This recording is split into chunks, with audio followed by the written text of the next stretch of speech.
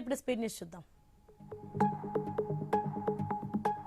నిర్మల్ జిల్లా బైంసాలోని dumping yard తొలగించాలని పట్టణవాసులు జిల్లా అదనపు కలెక్టర్కు వినతి పత్రం అందజేశారు.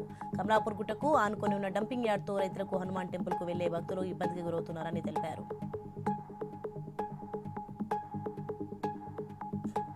హైదరాబాద్ జిల్లా వాంకిడి మేజర్ గ్రామ పంచాయతీ ప్రమాణ స్వీకారానికి ఆదిలోనే అడ్డంకులు నెలకొన్నాయి. సర్పంచ్ సహా 7 వార్డు మెంబర్లు ప్రమాణ స్వీకారానికి గైర్హాజరయ్యారు. ఉప సర్పంచ్తో పాటు 6 వార్డు సభ్యులు మాత్రమే హాజరు కావడంతో అధికారులు వారితో ప్రమాణ స్వీకారం చేపట్టారు. భద్రాద్రి కొత్తగూడెం జిల్లా పాల్వంచ్లో దొంగలు బరిదిక్కించారు. జనసంచారం ఉండే ప్రాంతంలో పట్టపగల తాళం వేసి ఉన్న ఇంట్లోకి చొరబడి భారీ దొంగతనానికి పాల్పడ్డాడు. 7వ వార్డు పరిధిలోని సాయిరాం వీధిలో ఈ ఘటన వెలుగు చూసింది. బీర్వాలో ఉన్న సుమారు 5 లక్షల నగదు, 4 తులాల బంగారు ఆభరణాలు మాయమైనట్లు గుర్తించారు. శాంతి భద్రతల పరిరక్షణ కోసం పోలీస్ శాఖ నిరంతరం కృషి చేస్తుందని శ్రీ సత్యసాయి జిల్లా ఎస్పీ సతీష్ కుమార్ తెలిపారు. పట్టణంలో ట్రాఫిక్ నియంత్రణలో భాగంగా రాత్రి ఎస్పీ హెల్మెట్ ధరించి 2 వీలర్లో స్వయంగా ప్రధాన రహదారిలో తిరుగుతూ వాహనదారులకు అవగాహన కల్పించారు.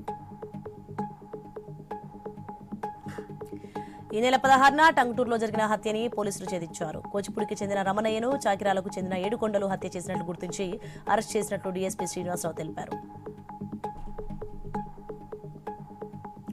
గ్రామాలు దేశానికి పట్టుకొమ్మలని, గ్రామాల అభివృద్ధి ధ్యేయంగా నూతన సర్పంచ్లు పనిచేయాలని నాగర్ కర్నూలు ఎమ్మెల్యే రాజేష్ రెడ్డి అన్నారు. నూతన సర్పంచ్ల ప్రమాణ స్వీకార కార్యక్రమానికి శ్రీపురం, తాడూరు, తూడుకుర్తి, బిజినేపల్లితో పాటు పలు గ్రామాలలో ఆయన పాల్గొన్నారు.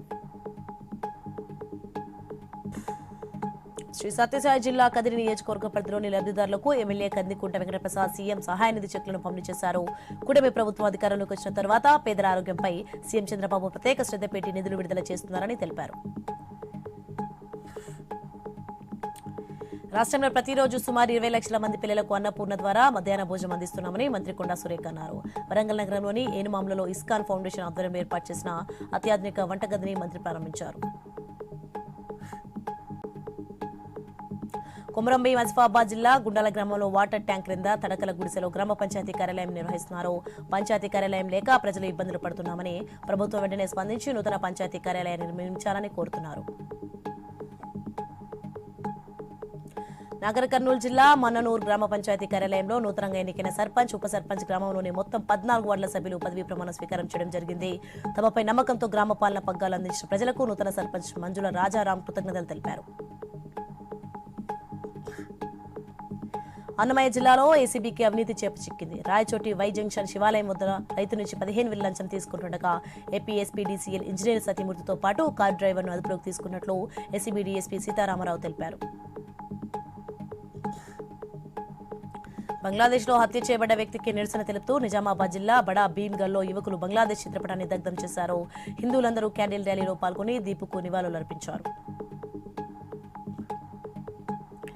కృష్ణా జిల్లా పెడసనగల్లు గ్రామంలో దారుణం జరిగింది. 5 ఏళ్ల మైనర్ బాలికపై 13 ఏళ్ల మైనర్ బాలుడు బలవంతంగా లైంగిక దాడి చేసిన ఘటన చోటు చేసుకుంది. తల్లిదండ్రుల ఫిర్యాదుతో పోలీసులు కేసు నమోదు చేసుకుని దర్యాప్తు చేస్తున్నారు.